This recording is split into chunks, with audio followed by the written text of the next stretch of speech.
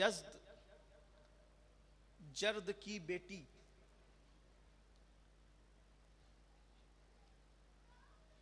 شہزادی شہر بانو کا نکاح امام حسین کے ساتھ، اور ان سے 5 شعبان المعظم کو 38 ہجری میں حضرت امام زین العابدین پیدا۔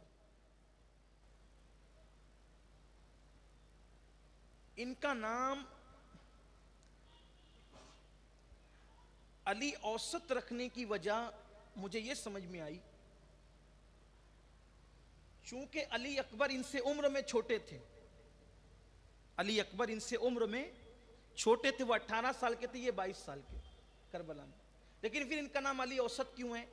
یہ صرف میری اپنی ایک رائے ہے، تحقیق تو نہیں کہوں گا کہ میں کوئی محقق نہیں ہوں، فقیر آدمی ہوں، ایک رائے ہے، اگر کسی کو پسند آتی ہے تو ٹھیک ہے، نہیں پسند آتی ہے تو اس کو چھوڑ دیں، آپ خود تحقیق کر لیں، تحقیق کا میدان کھلا ہوا ہے، کسی پر تحقیق مکمل نہیں ہوتی، ایک بڑا میدان ہے یہ، جو چاہے اپنے علم کا جو ہے وہ برق رفتار گھوڑا دوڑائے اور اپنی مراد پائے، سمندر تحقیق بڑا عمیق ہے، جو غواص چاہے غوطہ لگائے اور موتی نکالے، لیکن تھوڑا سا کچھ فقیروں کو بھی اختیار تو ہے نا، تھوڑا سا کچھ بولنے کا۔ ان کا نام علی اوسط رکھنے کی وجہ مجھے یہ سمجھ میں آتی ہے کہ مولا علی کی موجودگی میں ان کی ولادت ہوئی، کیونکہ مولا علی کی شہادت ہوئی ہے 40 ہجری میں، 40 ہجری میں مولا علی کی شہادت ہوئی، اور 38 یا 37 ہجری میں ان کی ولادت، حالانکہ کسی نے 36 بھی لکھا ہے، کسی نے 37 بھی لکھا ہے، 38 بھی، لیکن زیادہ تر لوگ 38 کے قائل ہیں، تو 2 سال یہ مولائے کائنات کی ظاہری حیات میں رہے، تو چونکہ وہ علی تھے تو مطلقاً علی نام رکھنے کی بجائے گمان یہ ہوتا ہے کہ ان کا نام علی اوسط ہو گیا، درمیانہ علی، اس لیے کہ نیت اور رہی ہوگی کہ اس کے بعد بھی علی آئیں گے تو ان کے نام رکھے جائیں گے، تو اس لیے مولا علی کی موجودگی میں ان کا نام رکھا گیا، ساتھ میں علی اوسط کر دیا گیا، واللہ عالم۔ 5 شعبان کو 38 ہجری میں مدینہ منورہ میں ان کی ولادت ہوئی، ان کی امی حضرت شہر بانو۔ ایک خاص بات، امام حسین کی ولادت 3 شعبان، عباس علمدار کی ولادت 4 شعبان، اور امام زین العابدین کی ولادت 5 شعبان، ترتیب ہے یہ، اور بعض مورخین کے نزدیک 4 شعبان امام حسین کی ولادت بھی ہے اور حضرت عباس کی ولادت بھی ہے، اور بعض مورخین کے نزدیک 5 شعبان امام حسین کی ولادت بھی، امام زین العابدین کی ولادت بھی، لیکن ہے یہی شعبان کا مہینہ۔ اور امام زین العابدین 2 سال تک مولا علی کی گود میں پلے، پھر اس کے بعد 12 سال تک امام حسن کی گود میں پلے، اور 22 سال تک کے امام حسین کی صحبت ان کو نصیب ہوئی، اللہ نے بہت علم عطا کیا تھا، اور ان کی پیدائش سے پہلے، ان کی ولادت سے پہلے اللہ کے رسول صلی اللہ علیہ وآلہ وسلم نے ان کی پیدائش کی خبر دی تھی، اور انہی کی نہیں بلکہ ان کے بیٹے کے بھی پیدائش کی خبر دی تھی۔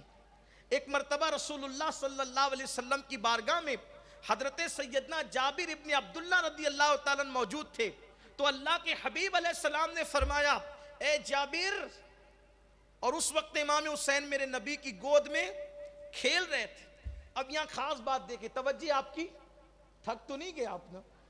ہاں آپ نہیں تھکیں گے مجھے پتا ہے، لیکن گفتگو تھوڑی سی طویل ہے،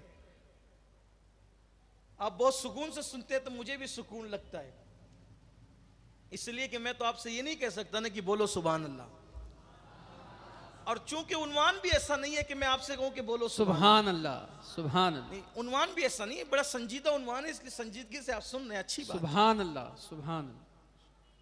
تو امام حسین کھیل رہے ہیں حضور کی گود میں، بیٹھے ہوئے حضرت جابر ابن عبداللہ سامنے، اور سب کو یہ بات یقینی ہے کہ کربلا کے اندر امام حسین اپنی اولاد کے ساتھ شہید ہو جائیں گے، امام حسین اپنی اولاد کے ساتھ شہید ہو جائیں گے، لیکن حضور علیہ الصلوۃ والتسلیم امام زین العابدین کا بھی ذکر کر رہے ہیں اور ان کے بیٹے کا بھی ذکر کر رہے ہیں. یعنی حضور بتا رہے ہیں سب شہید ہو جائیں گے لیکن کوئی بچے گا ضرور, اور حسین کی نسل مٹائی نہیں جا سکے گی بلکہ حسین کی نسل قیامت تک باقی رہے گی. سرکار فرماتے ہیں جابر, یہ میرا حسین ہے نا, اس کے یہاں ایک بیٹا پیدا ہوگا, بیٹا, اور اس کا نام علی ہوگا. نام بھی بتا رہے, اس کا نام علی ہوگا. اور قیامت کے دن جب اس کے میرے حسین کے بیٹے کو پکارا جائے گا تو کہا جائے گا کہ عابدوں کی زینت کہاں ہے, عابدوں کا سردار کہاں ہے, سید العابدین کہاں ہے, زین العابدین کہاں ہے. تو میرے اس علی کو زین العابدین اور سید العابدین کے نام سے قیامت کے دن اٹھایا جائے گا. حضور نے نام بھی بتایا اور لقب بھی بتایا. پھر فرماتے ہیں جابر, وہ میرا جو بیٹا ہے نا, میرے بیٹے حسین کا بیٹا زین العابدین کا جو زین العابدین ہوگا, اس کا بھی ایک بیٹا ہوگا اور اس کا نام محمد ہوگا میرے نام پر. دنیا اس کو باقر کہے گی. وہ تیرے پاس ایک دن ملنے آئے گا, وہ ایک دن تیرے پاس, یہ غیب داں نبی کی شان ہے, ایک دن وہ تیرے پاس ملنے آئے گا. جب وہ تیرے پاس آئے گا تو اس کو میرا سلام کہنا. جب وہ تیرے پاس, دیکھو یہ نبی کی شان ہے, نبی اہل بیت کو سلام بھیجنے ہیں. جو تھے ان کو تو سلام کرتے ہی تھے. جب وہ آیت اتری نا, انما یرید اللہ لیذھب عنکم الرجس, جس کا میں نے تلاوت کی, اس کے بعد حضور علیہ السلام 6 مہینے تک باب زہرا پر آ کر کہتے تھے السلام علیکم یا اہل البیت, اے نبی کی اہل بیت تم پر سلام. و پھر کہتے تھے الصلاۃ الصلاۃ, نماز کے لیے اٹھو, نماز کے لیے اٹھو. 6 مہینے تک. اور جو ابھی آئے نہیں دنیا میں ان کو بھی سلام. حضرت جابر کو کہتے ہیں جابر میرا سلام کہنا. کس کو؟ نام بھی بتایا, اس کا نام میرے نام پر محمد ہوگا اور اس کو باقر لوگ کہیں گے, محمد باقر.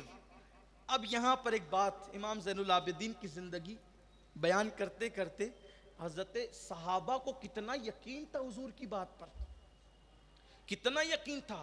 حضرت جابر کو اللہ نے بہت لمبی عمر دی, اتنی لمبی عمر دی کہ واقع کربلا کے بعد بھی وہ حیات رہے. اور امام زین العابدین کی شادی ہوئی, ان کی شادی کے بعد حضرت امام محمد باقر پیدا ہوئے. اور امام باقر پیدا ہوئے تو چونکہ حضرت جابر کی عمر کتنی لمبی ہو گئی تھی, یعنی امام محمد باقر کے دادا سے بھی بڑی عمر تھی. امام حسین دادا تھے, ان سے ہی بڑی عمر تھی حضرت جابر ابن عبداللہ کی. اور وہ آخری عمر میں ان کی بینائی کمزور ہو گئی تھی. اور مدینہ منورہ کے جس علاقے میں وہ رہتے تھے, ان کے شاگردوں نے کہا کہ حضرت ایک مریض کی عیادت کے لیے محمد باقر امام زین العابدین کے بیٹے آئے ہوئے ہیں.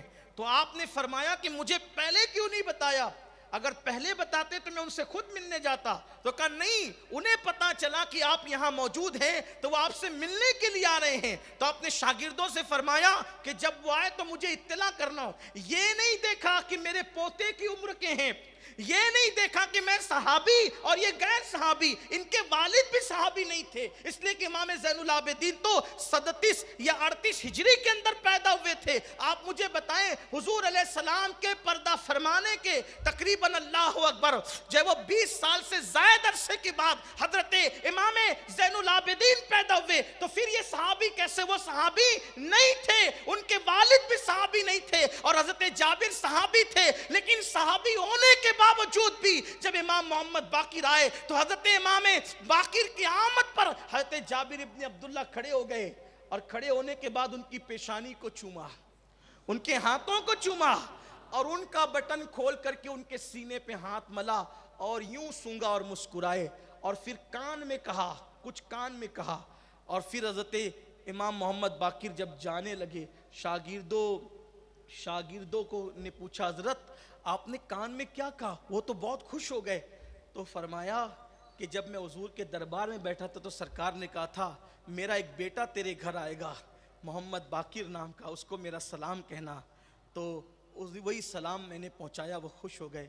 پھر شاگردوں سے کہا اب کفن کی تیاری کر لو.